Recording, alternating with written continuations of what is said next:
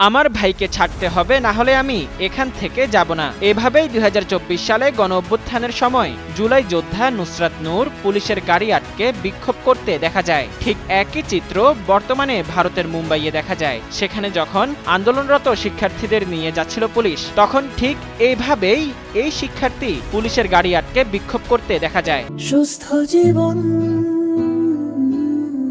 সুন্দর পৃথিবী।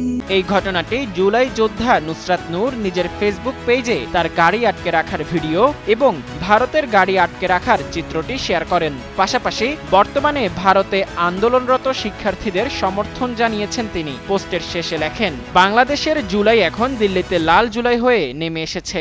এখন শুধু দিল্লির মাটিতে ৩৬ জুলাইয়ের অপেক্ষা।